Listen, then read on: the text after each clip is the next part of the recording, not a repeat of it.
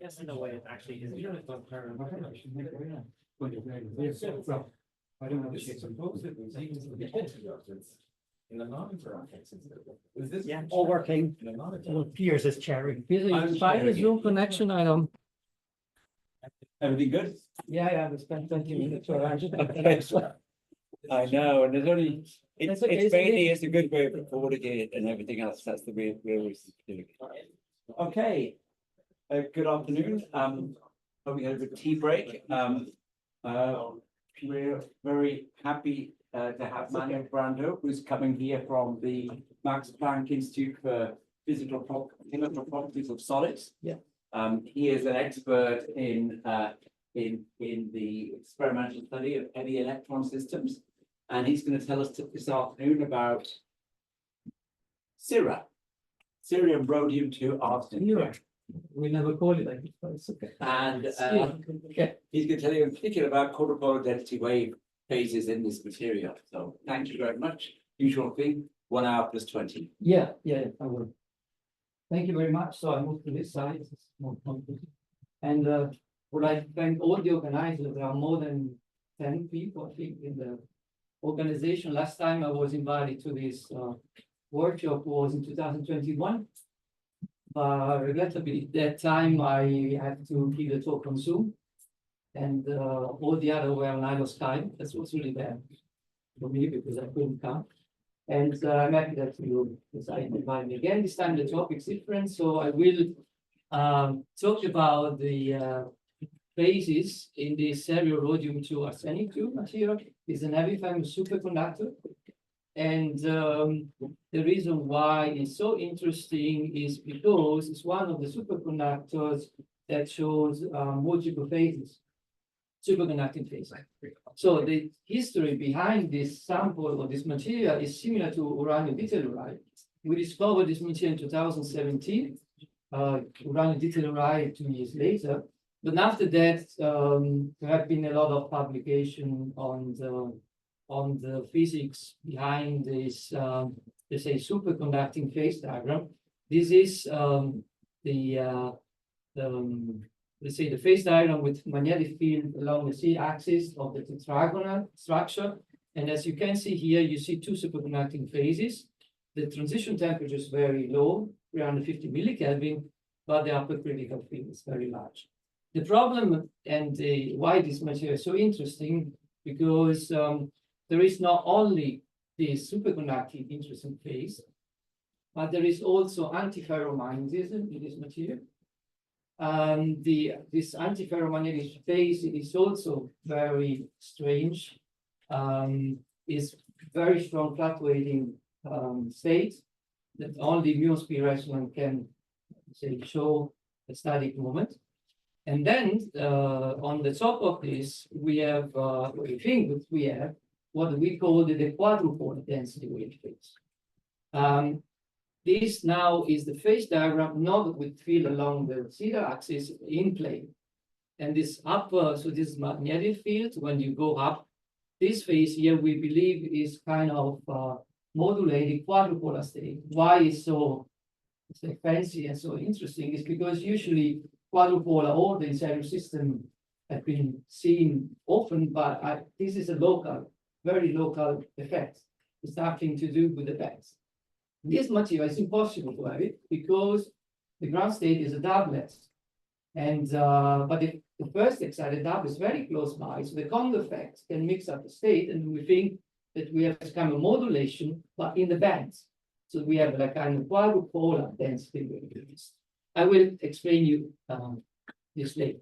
So the history is similar to many other material like the ITC superconductor. At the beginning, we discovered superconductivity, but then later we discover many other phases on this. And then the question is, which are the fluctuations which are behind the superconducting zone?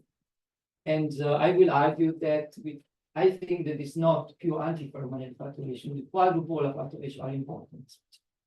So because this is a bit complicated for those people that are not working in this material, I will show you now the phase diagram that we know now with the best sample we have. And I will show you all the phases. So at the beginning, you know what's going on, and then I will go step by step through all the phases and explain, yeah, so that you understand. So with the new sample that we have now, we don't have a sample of the quality like run detail right, but really, let's say we cannot see quantum oscillation, but still all the phases are robust, very sharp, and we see Do you make the samples out of a flux? Is a business. And so if you apply magnetic field in plane, you see like a Pauli limited superconductor state, the magnetic field is small, 2 Tesla. When you apply magnetic field along the z-axis, you see here the phase splitting in 2 phases is very weak first order phase transition. This magnetic field is very high, like between 15 and 18 Tesla.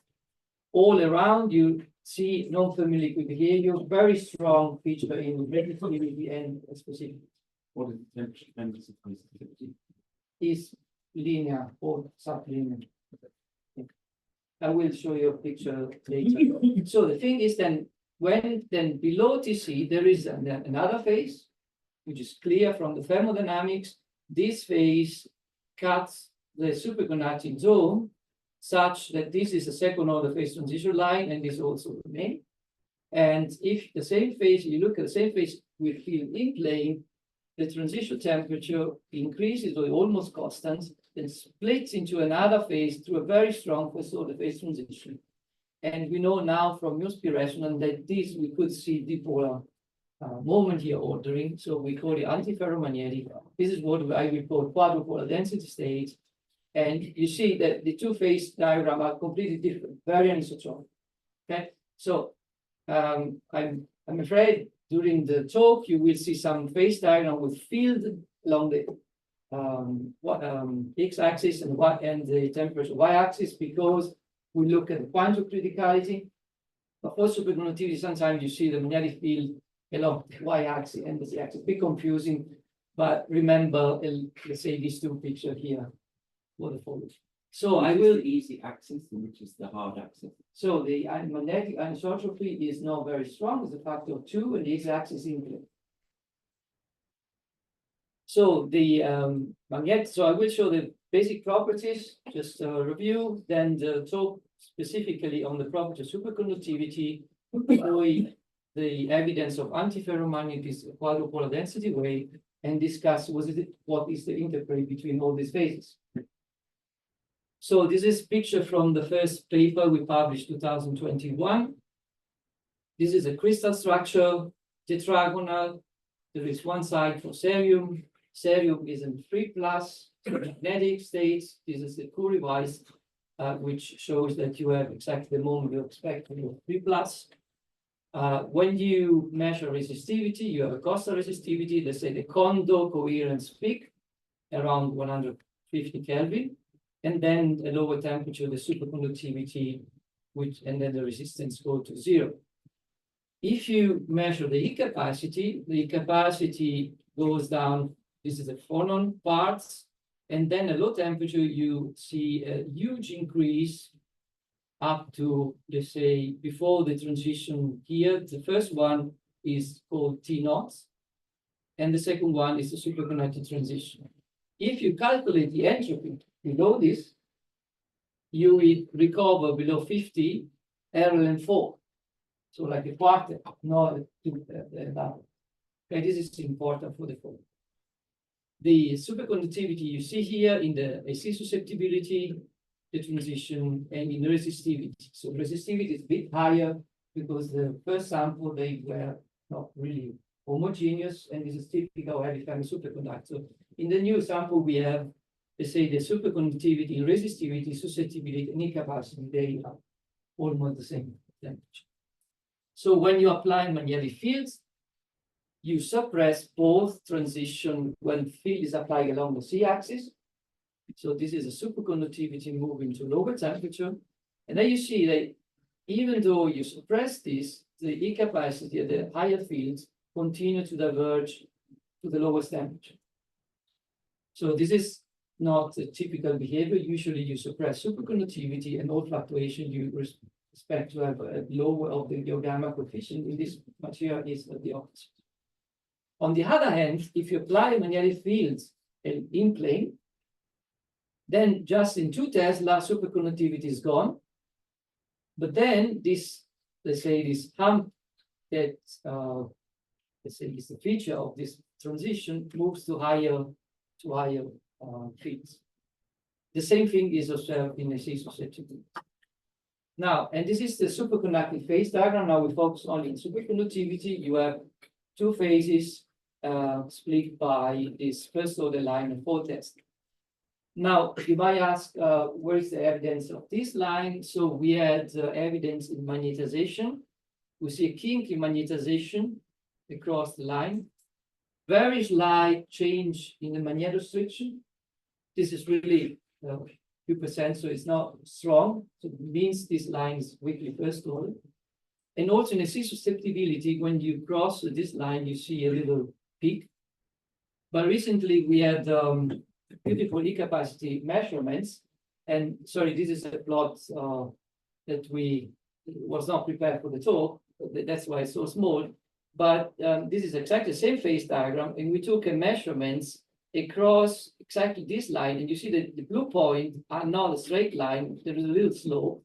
And then you cross 1, 2, and 3 lines. Then you see 1 point here, which is related to that.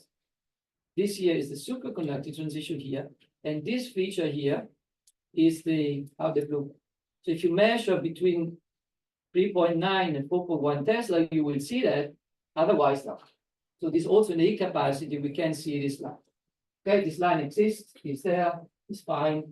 And it means that the order parameter here changes from one to the other. Now, if you look at the phase diagram and you think that in one field direction, the upper critical field is 2 Tesla, but in the other it's almost 15. And then they take the rates between these fields and the transition temperature, and you plot that with many others, heavy fermion superconductor, you realize that this value is really huge, it's about 50. And it's similar to the one that you observe in non-centrosymmetric superconductor. In non-centrosymmetric superconductor, you have the same feature. And this was explained because when in non-centrosymmetric superconductor, in particular in this one free material, along the C-axis of the crystalline structure, you have a rush bar effect. Because the cerium here, for instance, is the position of the cerium is non-centrosymmetric. If you look at this orange atom here, which is in this case rhodium, here on the other, let's say on the lower part is arsen. So this cerium is located in a non-centrosymmetric. This creates an electrical field, yeah, which is the Rashba constant, and then this electrical field lock the spin in the plane and give you a strong anisotropy of the upper critical field of the superconductivity. The problem in this material here is that globally is centrosymmetric. And the trick is the following. So if you plot the unit cell and you shift it up and left, you see that the global centrosymmetry is between the cerium system. So the system is globally centrosymmetric, but locally non-centrosymmetric. Now, this picture is from the book of Bauer and Sigrist. So if you have, let's say, this is like looking at the order parameter in, let's say, a singlet, a triplet, and in alternate centrosymmetric materials, the Raspa effect lock the spin in plane. So the order parameter can be written as a degenerate singlet plus triplet state. And you have a huge critical field when you apply the field perpendicular to the spin. So this cannot be directly applied to our material because it's globally centrosymmetric. And then that's one of the reasons why, even though we discovered this material in 2017, it took us a couple of years before we could understand or we wanted to publish this. And this goes back to a paper by Yoshida, Sigrist, and Yanase in 2012. So they were thinking, if I had like a layer of heavy fermion superconductor, and then let's say cerium 115, and then I have let's say a layer with non-superconductor, and then I can have layer of of, say, almost two-dimensional superconductors, then what happened if I have a non-central symmetry, but locally?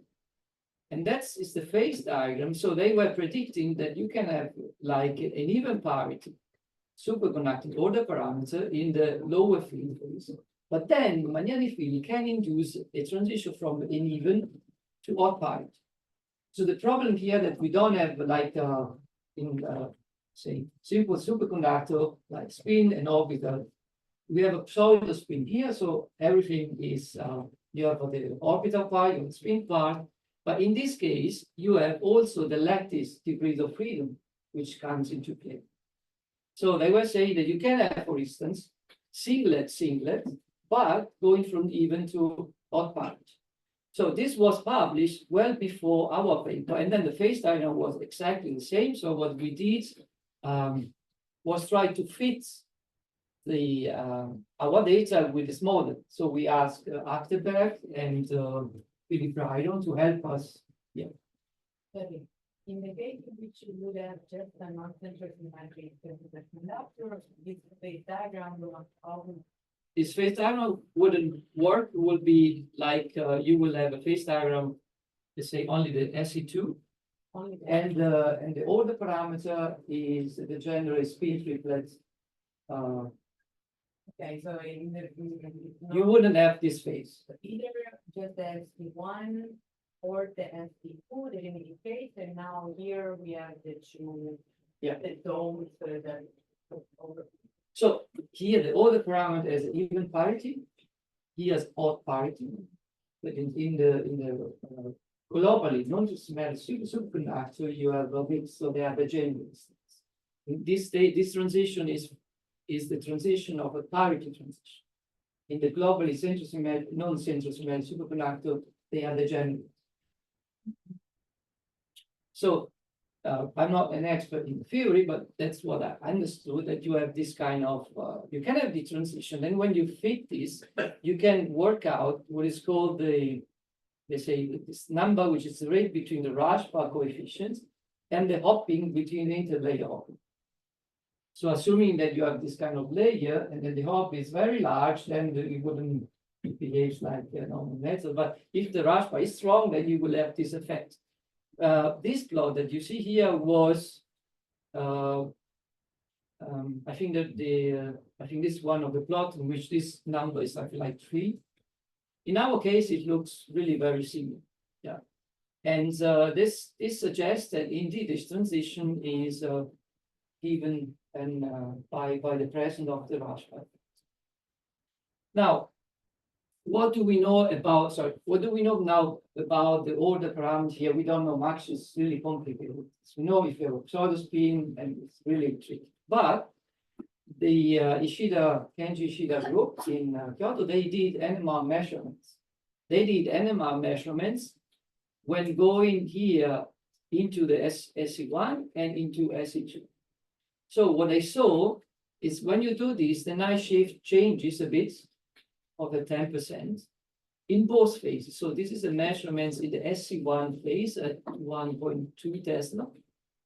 And then the same thing happened in the SC2 phase. So if they work out what is the signal due to screening and the diamagnetic contribution, this is really the spin susceptibility. And they tell us that this has a singlet component, so the singlet.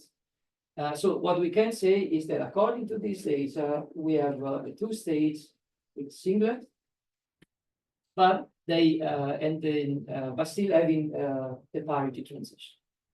And recently we did very nice. So Stanislav Galetsky, yeah. A night shift doesn't necessarily mean a singlet super. Yeah. So How did you infer in this case that it was a singlet? So it's not that 100% single. We're saying is there is signature that is not, it's triplet because you see Not parallel spin. it's not parallel spin. Okay. It doesn't necessarily mean it's singlet.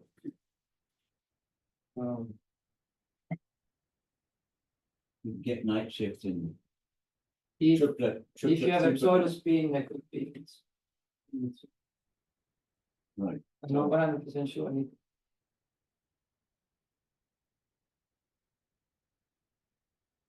Especially How with- you get, no, if you have, no, if you have a tripler, you don't have much. Sure do, you even have it for helium-3b, it's my friend. Yeah, okay, yeah, we talked in Monday. Yes. You lose susceptibility. I'm just wondering what the logic is here. I don't speculate about it. Okay, all right. Okay, Leave well, I the want to say, questions later. we, at least we don't have, so at least we see a change in the night shift in the, this is like, it's important information, but I agree with you that we can't say much about the other parts. And then there is another long story, but I wanted to show this because Stanislav did very nice measurements. This is the he measure ultrasound, and this is the C66 and C11 plastic constants. And what you see here, what is important is this is the transition above DC. So this is the what I will call T0 transition. But across superconductivity, you see a step line. So this work and this analysis was done also for strong CeRh2As2, same crystal structure tetragonal. And they, if you work out the math, you find out that if you have a discontinuity here, this indicates that you have two components for all the other parameters superconductivity. But the thing is that also in strong CeRh2As2, part of the community or some of the experiments show that you have two components, but the other experiments show that I mean, they are not confirming this. And see, this is kind of very difficult topic. So what I want to say here, we see this here, but because I know the experience with strong CeRh2As2, I would completely say that it's really an effect of the order parameter as the components. But indeed, we see a discontinuity. So if you wouldn't have here, this curve here will be really following. Anyway, this is I'm going to show this because you might ask, what do you know about the superconducting state? What we know is that the theory seems to work well. So Rashpa seems to be very important. Second, we see an night shift of a few percent, and also we have the discontinuity in the ultrasound measurement. So that's it. We couldn't leave the sample. We don't have STM or ARPS data. This is a big problem now because the quality of the sample is not good enough and it's very difficult to do. So now that we have been, so I described the superconducting phase, we now take a look at what's going on at T0. And this is what I found extremely interesting, sometimes more the superconductivity. You see here in the capacity a clear amp. This is the volume thermal expansion. You see a king going down. So there is a clear phase transition. If you work out the thermal expansion, which is in orange, you see a step up. And what you can deduce from the Ehrenfest relation, that if you work out the step in thermal expansion and the step in incapacity, then this is positive and as this value, 1.5. And this means that its pressure dependent of this transition should increase.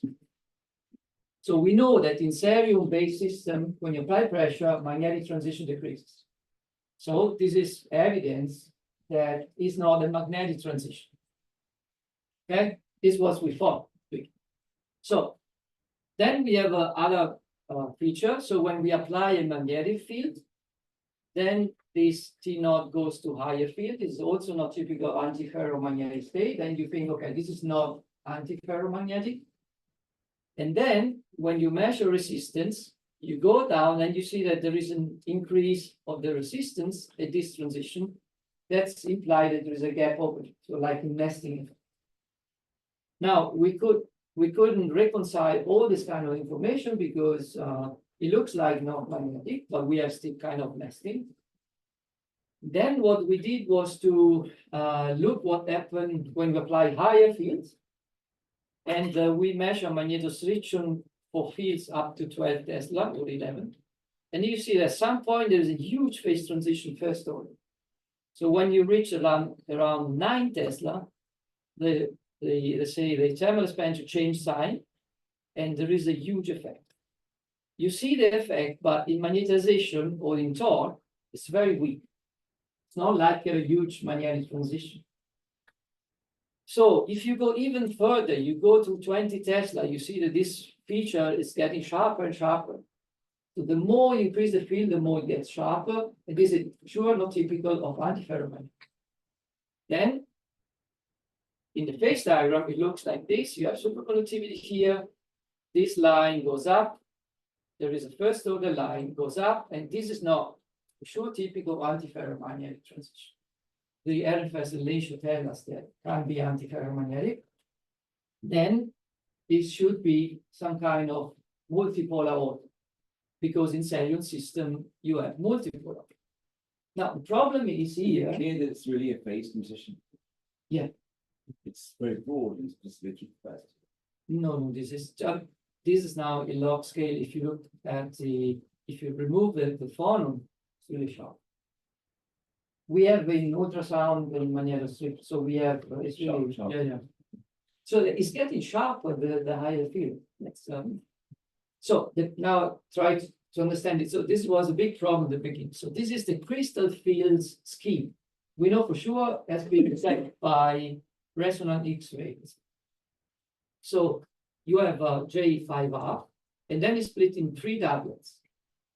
The first doublet here is very high in temperature, in energy, but the other 2 are around 30 Kelvin away, so not so far. But for having a quadrupole order, you need to have a quarter ground state, because this state has a quadrupole moment, but no degrees of freedom. So you need to have a quasi-quartet or a quarter state, but the upper state is 30 Kelvin. So if you see a transition into a quadrupole order, 30 Kelvin, that's fine. But we saw the transition at 0.5 Kelvin. It's impossible.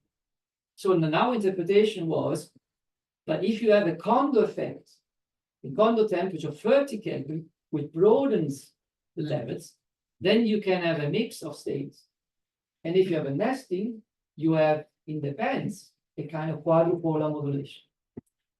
This has never been observed before, and this is the only thing that we can. But if you have them mixing, wouldn't you see something which had dipole and quadrupolar component? Yeah. Yeah. But you say the dipole component would be too small to detect because it's already too So the small. question was, do we detect the dipole or the quadrupole or both? Problem is when you do magnetic measurements, you detect dipole. You should do resonant X-ray or other. You need to use another technique to detect the quadrupole degree of freedom. But at this temperature, we couldn't do resonant X-ray because it's too low. And you will see now what's actually happening. There is a solution. You think the ordering wave vector is basically the same for both modulated density waves? Yeah, that's what we thought at the beginning, but you will see that there is. So then we published a paper. We said, so to check this idea, we asked CeRh2As2. She is, in my opinion, the only person in the world that can calculate in a very good way a renormalized Fermi surface of heavy fermions with CeRh2As2. She did prove that in the past many times, and she did really nice calculation with a student Ebra. And this is the Fermi surface of CeRh2As2. You see there are 2 relevant Fermi surfaces because we have now 2 positions of CeRh. One is almost, let's say, quasi 2-dimensional, close to the Brillouin zone, the brown pillar here. And then almost 3-dimensional, the yellow one in the center.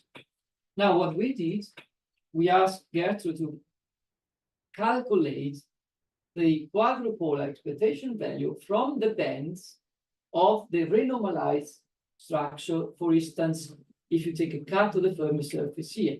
So the quadrupolar, this expectation value is, for example, blue is -2 and red is 2. And you see that it's different from in these 2 Fermi surfaces.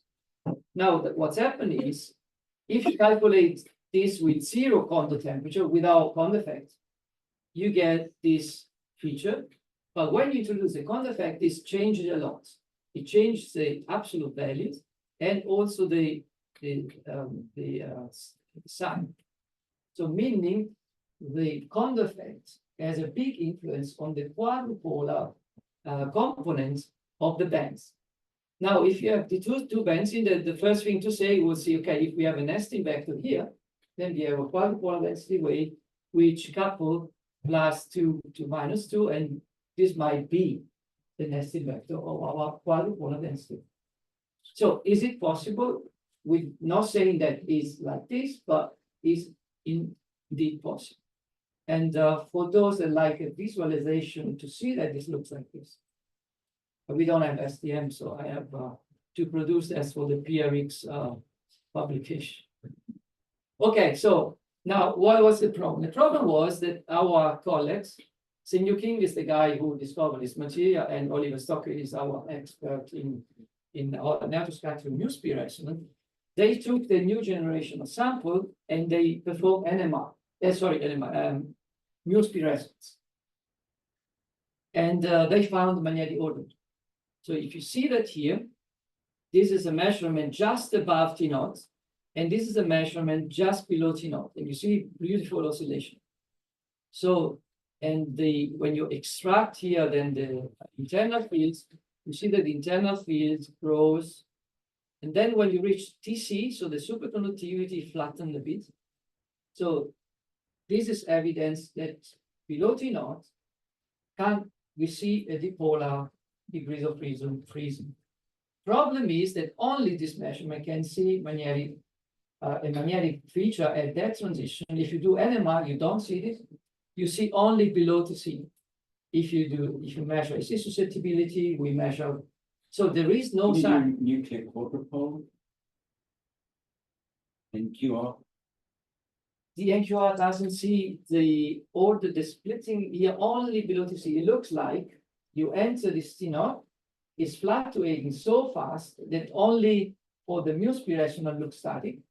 But then when you enter below TC, then the part of it gets even more static that the NQR can see it.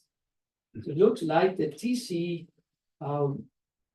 has an influence of to the magnetism, because magnetism for the part of the moment gets more static. But mu-SR measures magnetic fields on a scale of what? 10 to the microseconds. No. So the mu has been measured microsecond here. So you go higher, sometimes higher than So why megahertz. That's Faster than megahertz. Way faster. you're saying NQR is even slower than that. Yeah, so the thing is that as far as Ishida said, this anodes in cerium compared to silicon 2, magnetic state could see, you see only, so the mu speed resonance couldn't see that much better than the node anymore. Because this is a problem of fluctuating moment. But microseconds is so slow, it's unbelievable. I mean, quantum mechanics doesn't know about microseconds. It's eons. So it's already static. Yeah, this oscillation here, but the Muons show that the magnetic field is static on a time scale of microseconds. Surely. Juice.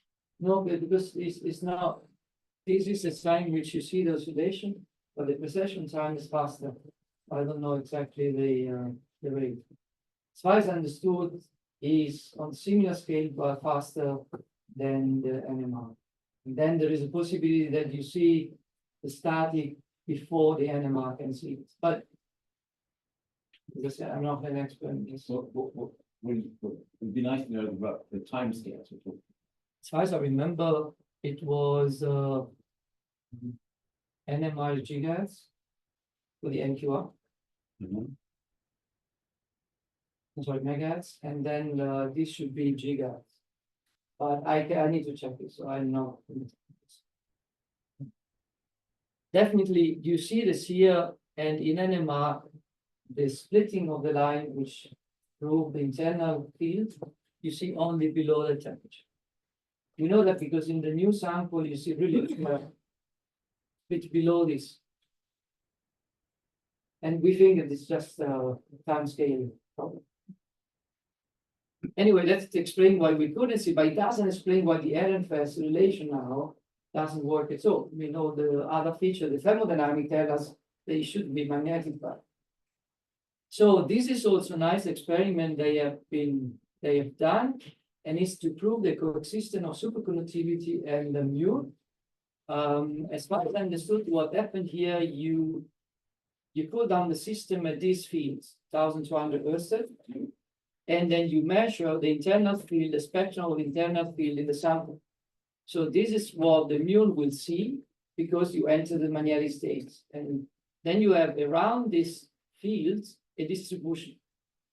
Now, but then at low temperature, into the superconducting magnetic state, you shift the field to lower, but then you see that let's say a lot of the signal still remain here. That means that you have the flux spin at this field. That shows evidence that in the same part of the sample, you have superconductivity. So this is something like a standard vortex Phoenix experiment that MUSR scientists are doing to prove coexistence of magnetism and superconductivity. So superconductivity coexists with this magnetic state. Now, going back to the problem of having quadrupolar spin density wave and antiferromagnetism, Peter and Burka, they came with the idea of using a local moment without quantum effect to check how is it possible to have this kind of very anisotropic phase diagram. And the idea is to assume to have an antiferromagnet in plane, because the easy axis is in plane, and apply a magnetic field in plane. And they have been showing that if you do like this, you can couple the quadrupole XY. And then what's happened is you have an antiferromagnetic state here. And this is the quadrupolar ordering up here. So you have two competing order states, because when you apply magnetic field, you expand, you split this gamma 6 level down, and they will mix, and they will form let's say a quadrupolar density wave of the XY type. So in principle, with the local moment, the phase dynamic can be reproduced, and also the first order transition. So now we have three phases. So the antiferromagnetic, quadrupolar density wave, superconductivity, and now you might ask what's going on between them. So we know that superconductivity coexists with the antiferromagnetic phase, but the problem is, or at least was a few years ago, that if you look at the phase diagram here and you try to follow the T0 line, the antiferromagnetic state in fields, you don't know whether this line ends up here, and then you might argue, okay, this line is just the antiferromagnetic state, or just end up here. This was one of the reasons why we were not sure about this transition being even toward parity. We didn't know exactly how to interpret this data because the sample quality was not good enough.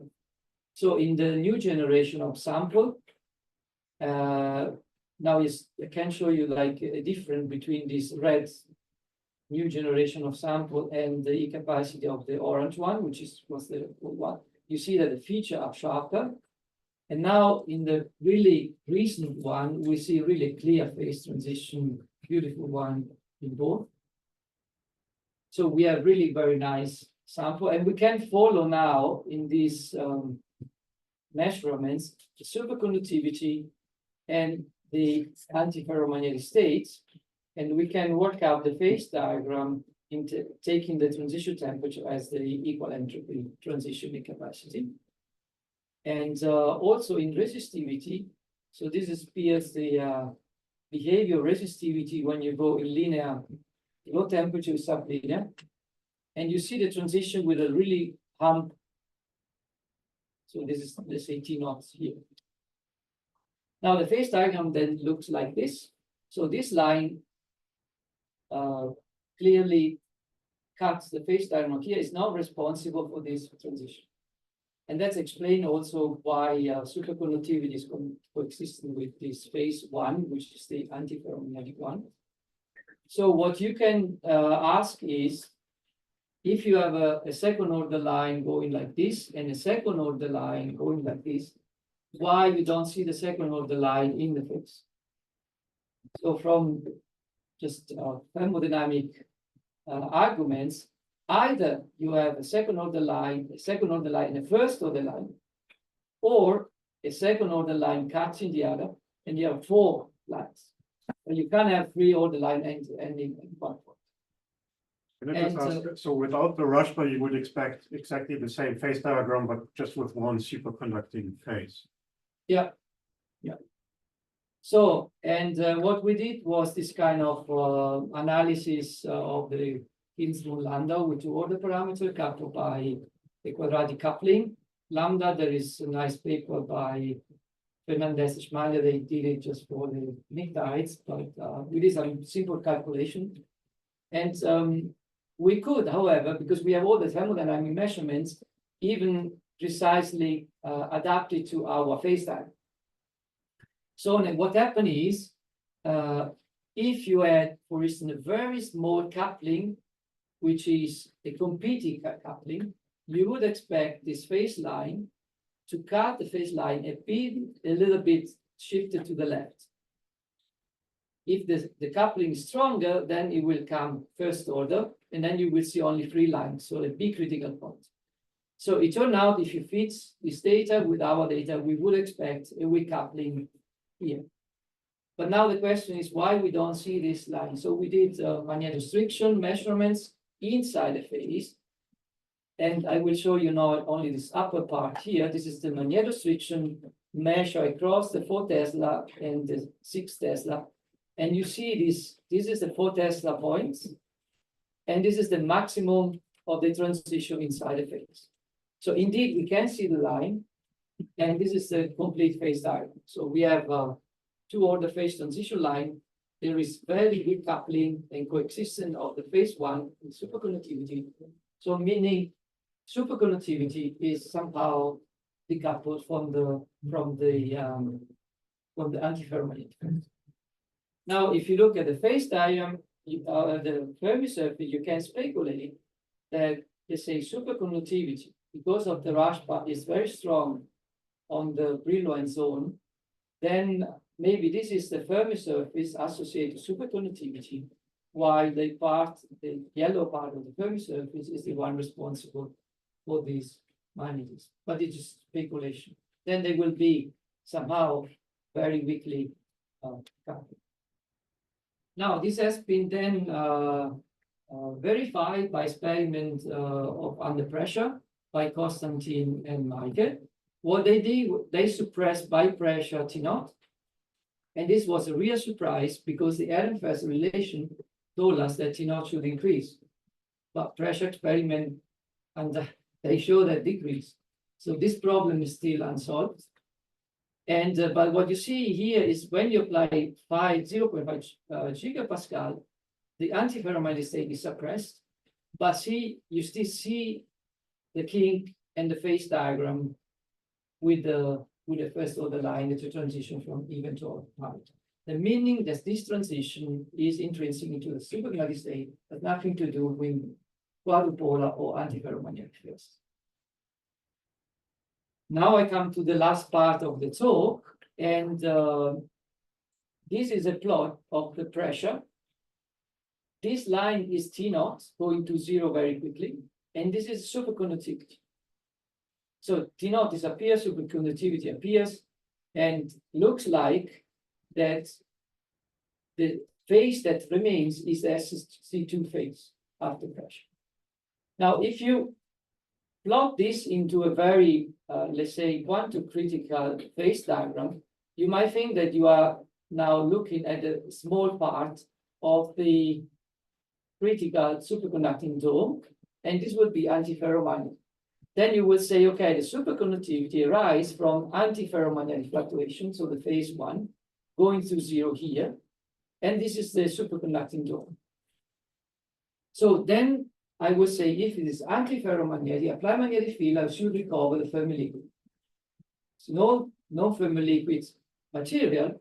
Then when you apply magnetic field, you recover the Fermi liquids because the transition temperature is something like 0.5. If you apply 1 Tesla, is non-Fermi liquid is gone. But I asked Pablo to do this experiment of the heat capacity, and then I like to focus only on 2 parts of the experiment diagram. This is more complicated. What we did was to measure the heat capacity at this point where the antiferromagnetic order is suppressed, and also far away from it. So if this is a quantum critical point, you expect the Fermi liquid to enter at some point on a line which is proportional to the coupling between the field and the fluctuations. So you expect here to recover Fermi liquid, but the green line here, you see, you don't see it, let's say, a flattening of the point. You see the behavior is getting even more divergence. The same thing is if you tilt the sample 10 degrees, then you suppress a bit this phase and you measure here, same thing. So no matter which field you apply, it's always strongly non-Fermi liquid. So I don't think this can be that you have antiferromagnetic fluctuation because you will kill them at some point.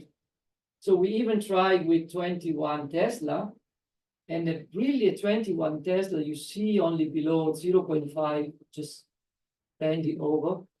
But this is really a huge field. So what we think is that at the end of the day, above the entire superconducting phase, you have a strong quadrupolar fluctuations, not dipolar fluctuations. And superconductivity might be associated with that fluctuation, but not the magnitude. So this is the conclusions. In this material, there are 3 phases: superconducting phase and the phase transition from even to odd parity driven by Rashba physics and locally non-centrosymmetry of the crystal structure. You have an antiferromagnetic state, which is very strong fluctuating, which transform into the quadrupolar density wave, which would be the first case observed this kind. And in the other field direction, the antiferromagnetic state is suppressed. But in the entire phase diagram, you observe non-Fermi liquid behavior, and we think that this is associated to quadrupolar fluctuation and not antiferromagnetic. And these are the people involved in the entire work. In general, so there is a big collaboration between Helena Assingen, now at the TU Dresden, this is a group, my group here, and Senyu Kim group, and many other collaboration, and the bed structure calculation were done by Evra with Gertrude Zwickmeier. And there are many other groups that I couldn't put on one slide. And I think that's it. I don't know whether I think 1 hour.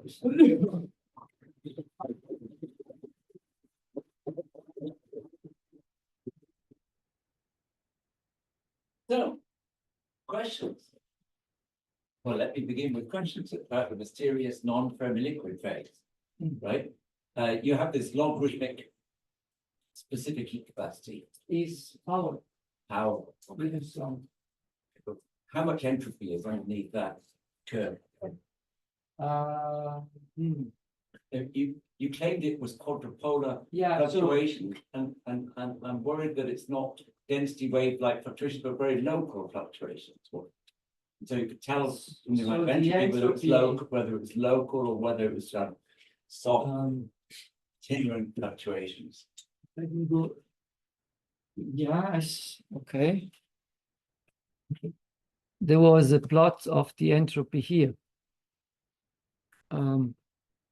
CS. So the problem is that because this is the condo temperature is around 30. Yes. Then you have, let's say, the entropy is distributed between 0 and 6. That's right. So over what range that's why the entropy here is a fraction of RLN2 small. It's like 1. Yes. It's not. It's a 1/5 of RLN2. It's a fraction of it. It's difficult to see. It's not entire RLN2 because it's not local. And if you look at this kind of, so if you take all the CeRh2As2 non-Fermi liquid systems, you never observe a power law here, apart from system close to ferromagnetic stability. But this is for sure not ferromagnetic at all. And this power law is pretty robust. Mm. There was a plot also in the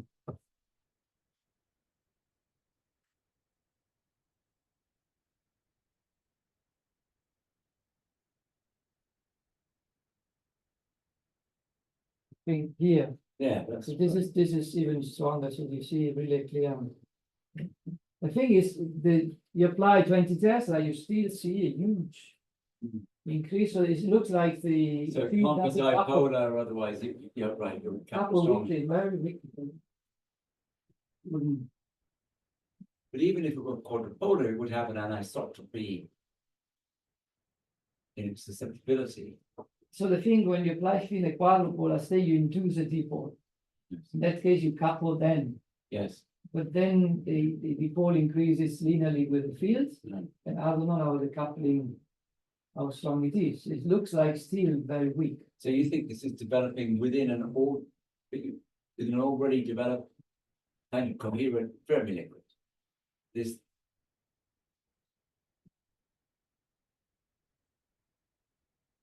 No. The entire system From zero to- never is. shows Fermi liquid. Yeah, because, and that, you see that, because if you look at the resistivity, here. So this is 1 Kelvin. So you see the still negative, because so you have the coherence is Yes, never coherent, never Yeah. become. it's a bit odd because some aspects are reminiscent of single ion non-Fermi liquid physics, and yet you think it's a fluctuation phenomenon. Yeah, so you enter the Fermi liquid when you enter the quadrupolar state, then it's this way. But so let's see in resistivity, you see it this way. Other questions? Yes. John. Could you go back to the phase diagram and just take us through the order of all of those phase lines? Yeah. This here? and I can't remember, but there are various rules on there. What's it called? The Gibbs phase rule or something like that about intersecting phase transitions. Yeah, So which of these lines is second order and which of them is first order? Okay, Just remind us so- about that. yeah, so the red line are first order, Okay. the blue line are second order. Yeah, there is a little, so this line doesn't, so there is a little, I couldn't now because of the graphic program I use. There is a little bending of this line bit because there is a little coupling between the superconducting state and this, but it's very weak, really weak. Yeah, if you this situation here, you have one line, second line, first order, in that case. But because here they don't really, they couple only very weakly, they go through in principle, you see, you have 4 lines. So, Also, if you look at the Fermi liquid states, are there any crossovers within the Fermi liquid between different? yeah, when you Resistivity power enter the laws. state here, yes, so if you look at this measurements here, so if you, this is a, let's say you take the phase diagram along in the plane. And then you measure the capacity, the orange line. You measure the capacity, you see the point, and then it goes. If you do the same resistivity, you see a non-Fermi liquid, and then it goes T squared. No, but within the Fermi liquid, do you see differences? Because the fluctuations, you might think, I mean, the fluctuations above the quadrupolar density wave should be strongest at the ordering wave vector, whereas as Pierre said, if you're far away, it's probably more local quadrupolar fluctuation. Yeah, no, I agree, but question if is- you look at the theoretical prediction, I mean, they use like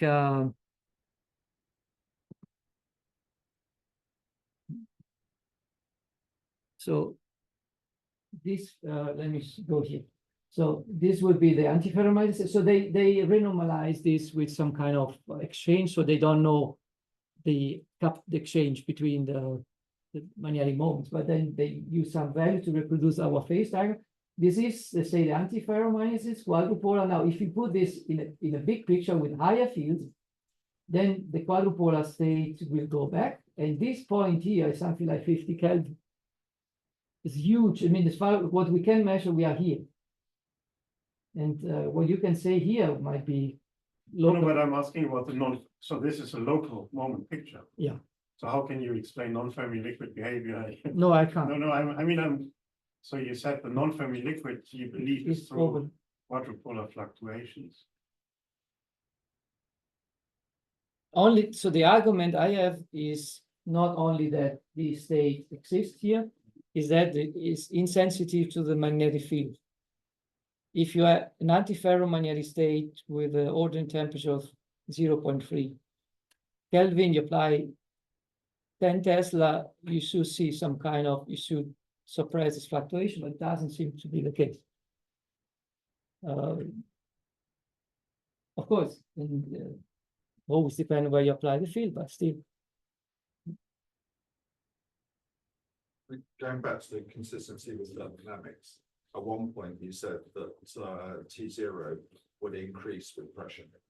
Yeah, And that was a thermodynamic argument based on known measured. yeah, this is, And then when you actually did the experiment, T0 decreased with pressure. yeah. Is that not worrying? Are you the referee of our paper?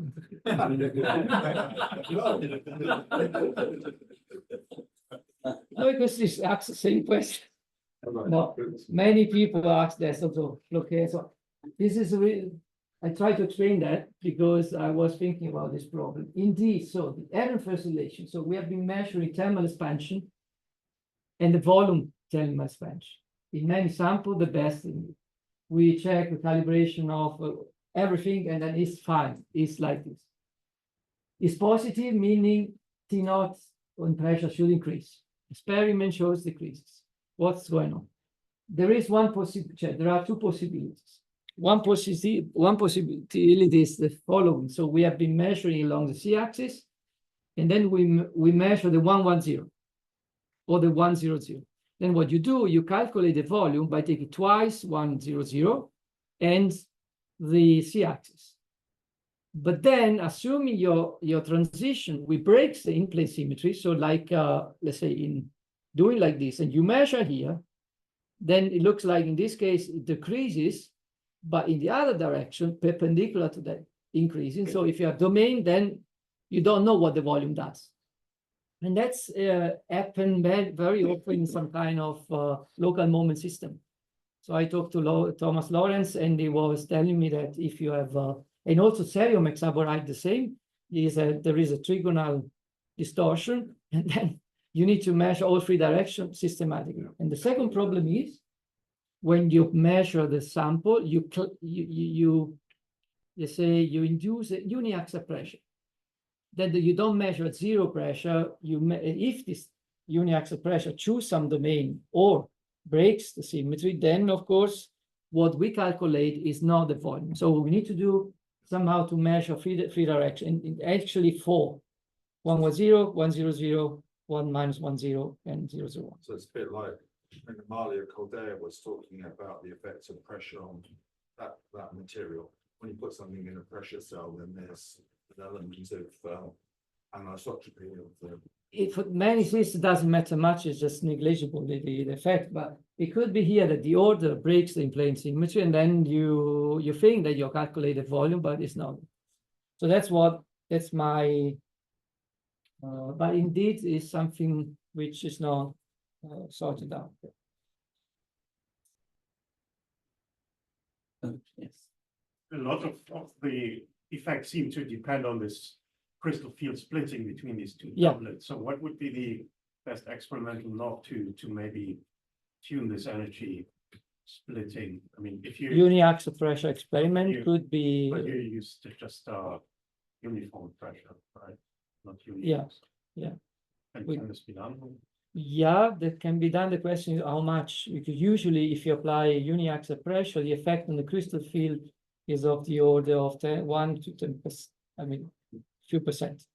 It's not huge. So you want what is really important here that in general, this distance in energy in fermion-based system or the fermion is 100 Kelvin.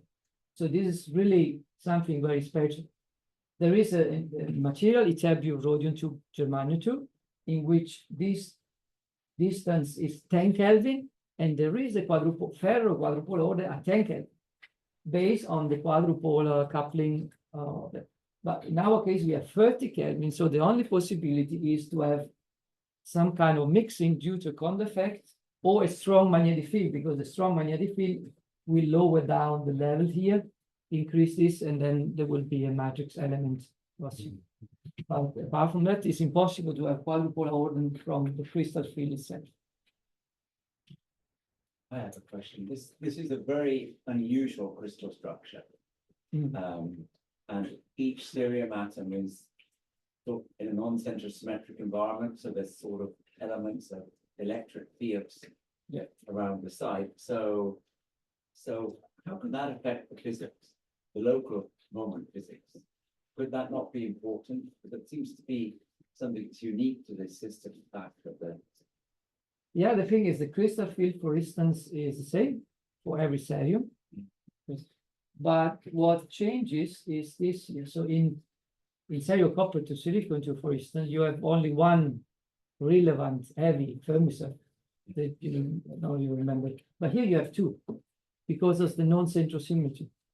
But from a single ion perspective, For a single ion, doesn't. of course, the crystal fields may not be very different, but the available channels that are available for scattering may be different. For example, normally the rule is that you can only interact with channels of the same symmetry. But now, since you've lost your local channel symmetry, you can have other interactions there. So maybe the entire interaction with the surroundings is modified. And don't have a strong opinion about Yeah, that, yeah, but yeah. I understand. the other aspect that we have speculated on is that maybe the fluctuations into the doubly occupied state are very important in this system. Meaning Yeah, you can get two configurations. The thing is that the idea is good, it's very nice, it's very good, but the problem is this, the other state is too high in energy. That's the main problem. So if you kind it to the other state, it's too high in energy. I don't. What do you mean by that? The Kondo effect in heavy electron systems, for example, F1 to F0, that's a 2 volt excitation. But you are talking about F2. So Yeah, to that's a couple 1.5 volt excitation. No different to F1 to F2, just because you can't see it because you don't do inverse electron spectroscopy, doesn't mean it's not there. You can. But it's not the coupling to the 7th level. No. What I mean by this is that you can add and remove charge from cerium atom. Right? Okay. Normally, we focus on the removal of charge. Okay, from so then F1 to I F0, misunderstood you. But in order that Wundt's interactions play a role, and they made it in the system, then you need to fluctuate into F2. And those processes may be very important. In fact, we know that if you have fluctuations into a non-Kramers doublet from a Kramers doublet, you get non-Fermi liquid behavior. Okay. And so there is the interesting possibility that the F2 configuration of this system contains a doublet, and that excited state is giving you is associated with the No, I was physics. thinking of the F2 state Yeah. being the higher in energy level, and that's why I didn't. So I think from your story, if I understood correctly, the non-central symmetry just plays a role for the superconductivity in your story. Yeah, But in order to test this, and I mean, Gertrude did this calculation, but couldn't she do exactly the same calculation with the analog, which has central symmetry, to see if this is true or if there are some effects on the quadrupolar? Yeah, she can. I mean, the calculation for cerium copper to silicon 2 having the same structure it's been done, and yeah, the thing is that in that case you have so in this case the fact that you have the quadrupolar change here is only due to the fact that the Kondo temperature is 30 Kelvin. Yes. So, but this would be- in other material, you had this level being so up in energy that it wouldn't matter. But okay, I understand if you would take another material with known centrosymmetry. I think the calculation will give you the same thing, provided this level is close enough to the ground state, because only in that level you mix up the quadrupolar state. Yeah, but my question is just, is this really all of the story? Or could there be something that central symmetry has something to do with I the don't think so. non-Fermi liquid? No, because this is like a local crystal field physics, and RASPA doesn't affect this. So the thing is only this energy is small enough that you, as I said, there is a clear example of ytterbium, rhodium, germanium. You see transition 10 Kelvin quadrupolar because of the mixing without Coulomb effect. Now, but here it's 30 Kelvin, so the transition is 0.5 Kelvin. Without Coulomb effect, you can't explain this. If we can prove with resonant X-ray or neutral scattering that the Q vector of the quadrupole dipole is incommensurate, then we have evidence of that is a quadrupole. It would be really good. Yeah, this would be evidence really that the modulation is not commensurate, and we are working on it. Okay. But point now, any more questions? Let's thank Manuel for a great talk.